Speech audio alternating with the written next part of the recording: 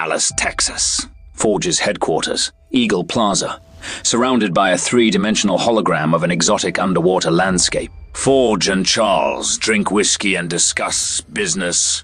Showing him the Cerebro helmet, Charles asks if it can be done. Forge replies it's a question of feasibility. For example, what if the energy cost of the improvements he wants means they'd need access to a fusion reactor? Would that really be a workable solution? Taking the glass, Charles replies. Let's say it would be hypothetically. Who's on his what? Third generation of Cerebro? Fourth, Xavier corrects. But only the first was solely his design. Most of the improvements regarding range and sensibility have been Henry McCoy's doing. Forge spells out Xavier's wishes. Now, in addition to finding mutants, Cerebro is also supposed to copy the mutant's mind, to make up backup of a sentient being. Xavier agrees and reveals that when he gently broached the subject with Henry, he insisted it couldn't be done.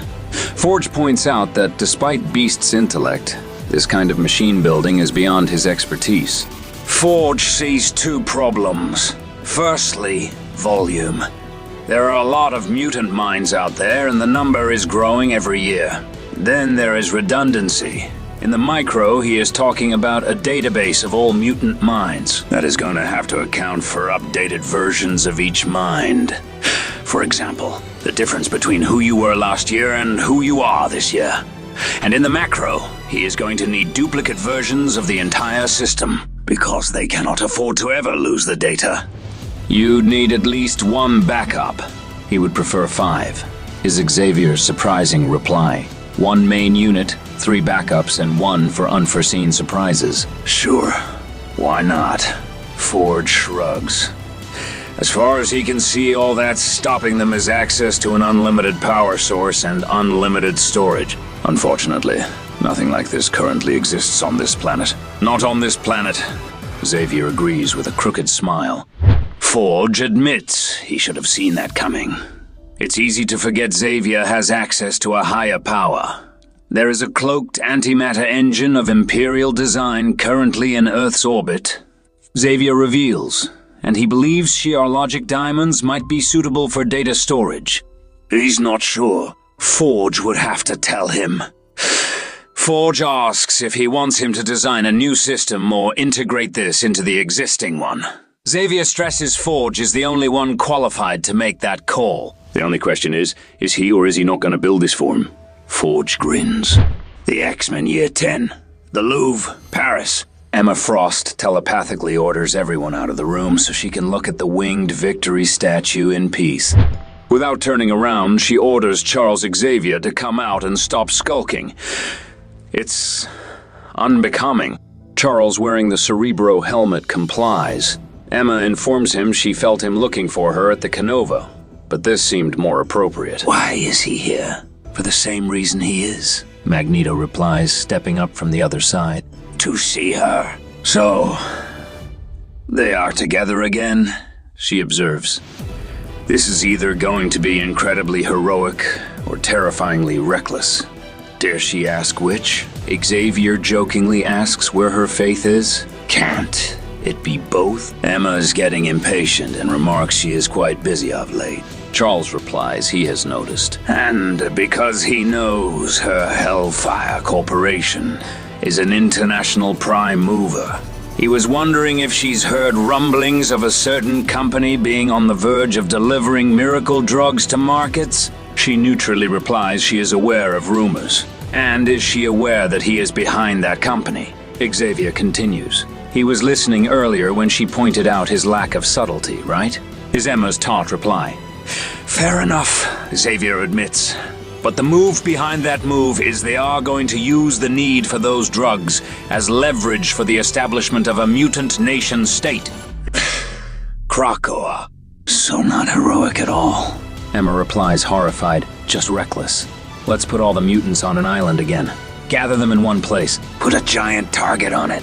He should know better. She snaps at Magneto. And they think she'll actually help them with this.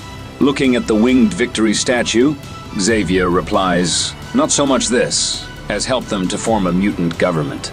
Emma scoffs. For a nation that doesn't exist based on economic ramifications on imaginary drug, in a world that would historically rather kill them than trust them? Aren't they getting a little ahead of themselves? Magneto calmly informs her that in 1 month the population of Krakoa will expand seemingly overnight from several mutants to well over 100,000. And by this time next year, it could be as high as 2 million. They are not ahead of themselves. They are woefully behind. They are serious, she sighs. Xavier tells her is the day she's been waiting for. To make right all the things that went wrong. Magneto continues. What's gonna make it different this time? Emma demands. Magneto holds a flower and offers to show her. Sometime later on, Krakoa. Emma sighs dramatically. Once more. For the children. All right, she's in. Tell her what they need. Xavier explains that the companies he created to create and manufacture the drugs are operating at a scale and structure in a manner that makes intellectual theft almost impossible. Add the fact that the flowers only grow where Krakoa wills, and any argument against them having a monopoly evaporates. Which is where she comes in, Magneto adds. Emma realizes they cannot entrust the distribution to humans, and the Hellfire Corporation already has the international reach to do so. They want her to become the East India Company of Mutantdom. She muses that she likes the taste of it. Magneto adds. They were thinking of a 20-year. Emma harumphs. Magneto corrects himself that they were thinking of a 50-year exclusive contract with her as sole distributor. Better, she concedes. Charles adds. They are offering her 2 seats on the 12-person council that will act as the first government of Krakoa. Emma agrees, but why 2 seats? Xavier and Magneto share a look. Then Xavier admits they want her to bring Sebastian Shaw back to Hellfire. She just got rid of him. She bursts out annoyed. Xavier explains they need her to be the legitimate face of trade. The consummate politician for the countries who they have relations with. And for those who don't, they want a Black King to run the Black Book operations. She spells out. For operations in countries which reject their sovereignty. Get the drugs in. Get the mutant out. Magneto agrees. Emma agrees but demands 3 seats. The X-Men, Year 10. The Summoning. Using his Cerebro helmet, Xavier on Krakoa calls all mutants as brothers and sisters to Krakoa. He wants to set aside all difference and extends an invitation. He invites the Acolytes, led by Exodus, as he does Mr. Sinister, who just got rid of some of his clones, as he does Omega Red and his offspring, to Gorgon, and finally to King Namor, who is less than impressed. Namor points out that Xavier's seen reason, namely that he figured out that they are not humans, and humans will never accept or love them, not because they don't deserve it, but because humans envy them. It's good. Xavier's finally figured that out. But does he think Namor looks like someone who just realized he is better than anyone else? And does he actually think? Namor believes Xavier feels that way too. Go away, little man, he tells Xavier, and don't come back until he really means it. The X-Men, Year 1000. The Phalanx have an answer for the citizens of Earth. Their envoy announces their terms met, then dissolves the Elder. Later, the librarian wonders why the Phalanx destroyed the Elder if they agreed. Nimrod the Greater points out it hasn't enough data for an error-free projection. The librarian asks for its best guess then. Nimrod explains that as humanity evolved, so did its machines, modeled as they were after humanity. Together, man and machine harnessed the power of Earth and the solar system, which is Promethean, but not mighty in the Phalanx terms. Nimrod, along with all thinking machines on the planet, is composed of smaller, self-replicating machines. The Phalanx operate in a similar manner. This is almost certainly not true for their masters. They are most likely machines made of fundamental matter. These theoretical constructs would be dense machine brains that would dwarf anything they can imagine. If they are dense enough, they could collapse space and time around them and become a singularity. The librarian is aware of the Titan theory, which states that at the heart of every black hole there is actually a supermassive machine brain, each one containing the knowledge of a society so advanced it collapsed on itself. Nimrod agrees, but it's more than that. What is a black hole? It's a wormhole, a bridge from one singularity to the next. They have to consider the possibility each black hole isn't a separate machine. It's all a single machine that stretches its tendrils across the entire universe. One giant intelligence so far beyond them, it might as well be the god mankind sought. The librarian returns to his question. Nimrod explains they reached beyond themselves to build a world mind and attract a galactic suitor. The Phalanx are built to consume worthy societies and add them to their and by extension to their masters. But this is taking work, and the energy cost is high. They must eat to survive. They've accepted their overture. Converting matter to energy is how they thrive in service to their masters. Tomorrow they will absorb their collective intelligence, and the history and consciousness of this planet will live on forever. But in doing so, they will feed on the entire planet and leave no living thing behind. 1 month ago, Moira and Magneto stand around a Cerebro unit, connected to Krakoan tech. Xavier announces this is the one blind step into the abyss. The proverbial leap of faith. Once they do this, there will be no turning back. Total commitment is required here. So, do they agree? They do. Magneto puts his hand on Charles' shoulder. Whatever there has been between them over the years, all their disagreements, all the anger over the other's relentless ideology and unyielding persistence, that ends today. He has his word. Charles smiles and puts his own hand on Eric's. Then he puts on the Cerebro helmet and telepathically addresses everybody on planet Earth. Humans of the planet Earth. I am the mutant Charles Xavier, and I bring you a message of hope. He continues that in the coming months they will learn of several far-reaching pharmaceutical breakthroughs that have been discovered by mutant scientists. These drugs extend human life, heal diseases of the mind, and will prevent or cure most common maladies. Influenza, Alzheimer's, ALS, most forms of cancer, all gone overnight. These drugs will make life on this planet better. Remarkably so. All this mutants have for them. People around a hospital bed listen to this message of hope, as do others in boardrooms. Charles continues that in the past, those medicines would have been a gift, something freely given by him to them, because he believed it would create harmony between their two peoples. As do those in the shadows, that was his dream harmony. But they have taught him a harsh lesson. All he ever wanted was peace between humans and mutants. All he ever wanted was to love them and for humans to love mutants. The heroes of the world, listen. Mutants wanted to save them, and they did. Many times, but in turn all humanity did was stand back, while evil men killed mutant children, over 16 million of them. So, there will be no gift, for they have not earned it. They will, however, let them pay for it. In return for two things, mutants will provide them with the means to have a better life. First, they must accept the island of Krakoa as the nation-state of all mutants on this planet. Second, all mutants by birth can claim Krakoan citizenship. And with that citizenship, they expect a period of amnesty, so that those who have been singled out as criminals can overcome man's bias against mutants. Somewhere in the dark, Omega Sentinel listens. From this day forward, mutants will be judged by mutant law, not man's. As do Dr. Alia Gregor and her husband Erasmus Mendez. These are their simple demands, and they are not negotiable.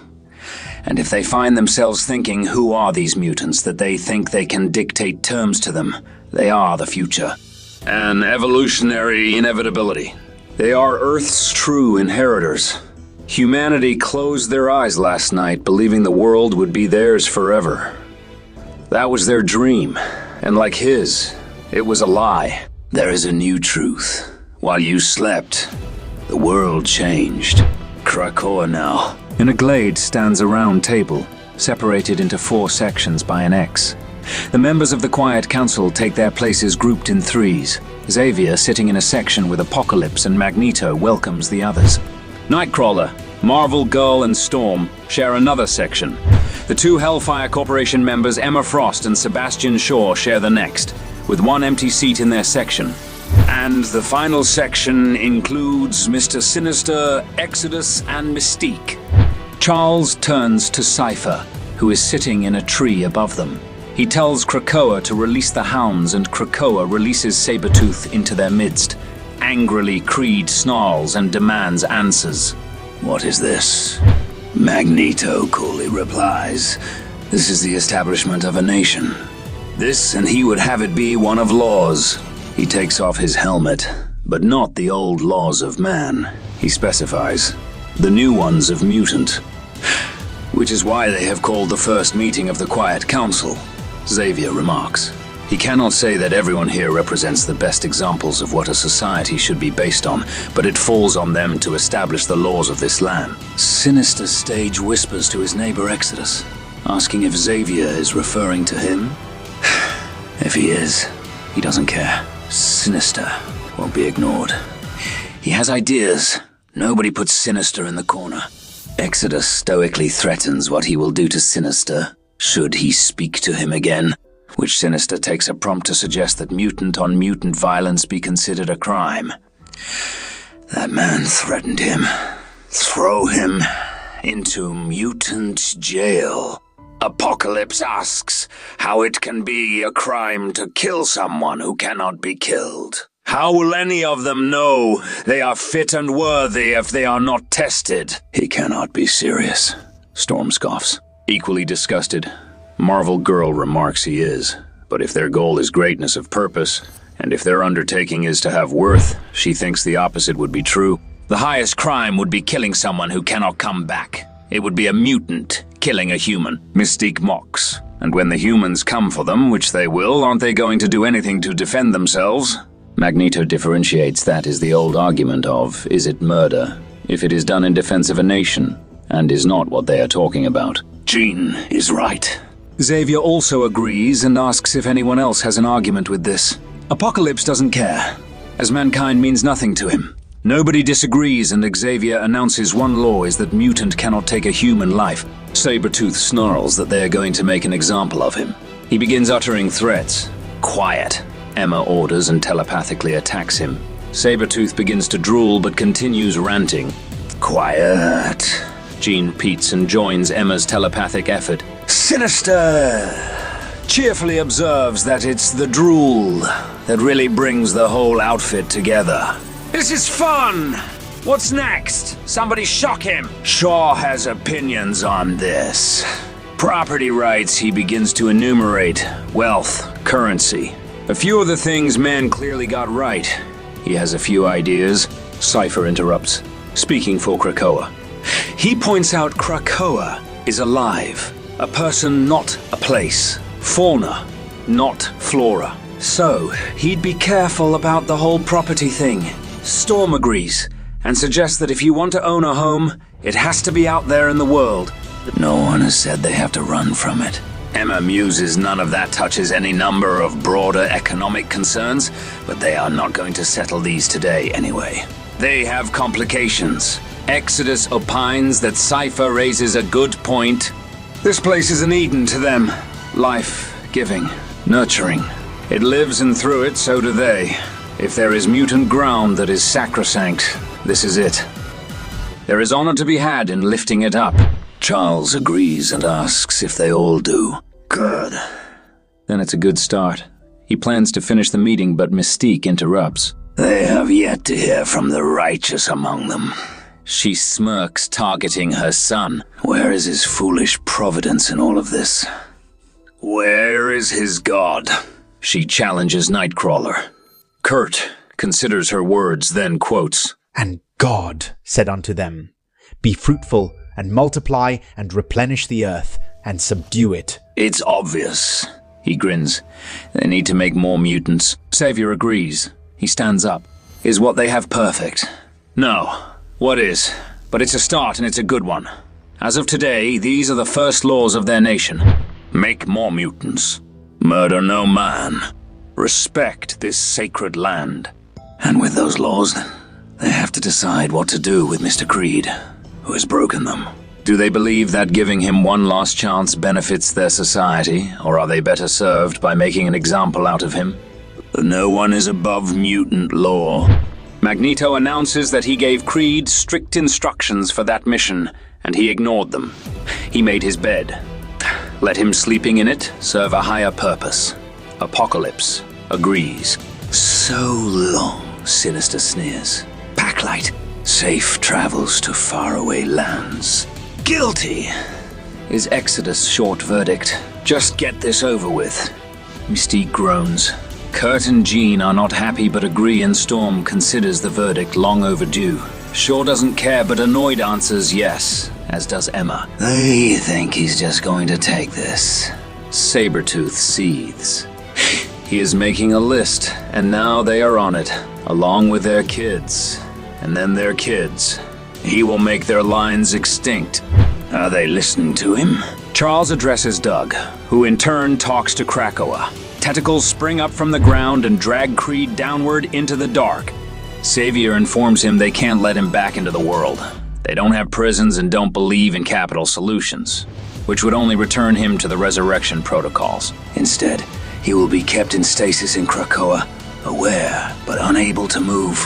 Forever, or until the day when he will be given the option to be redeemed. But until then, he is exiled. Xavier turns to the others. It's distasteful, he knows, this business of running a nation. He prays that they never get used to it, that they never learn to love it. They get up and join the ongoing celebrations. There are fireworks and music. The five are dancing together.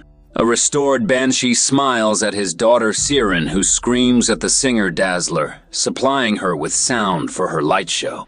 Angel, Beast, and Iceman catch up with each other. Exodus dazzles some children at a campfire with a tale. Sinch and Skin are happy to be alive again. I begin to share a six-pack and a hug with Cyclops and Marvel Girl, then walk up to my arch-enemy Gorgon to hand him a beer as well. In the spirit of reconciliation, Jean does the same with Emma. Apocalypse stands apart, watching the celebrations, as do Xavier and Magneto. Just look at what they have made. Magneto states amazed.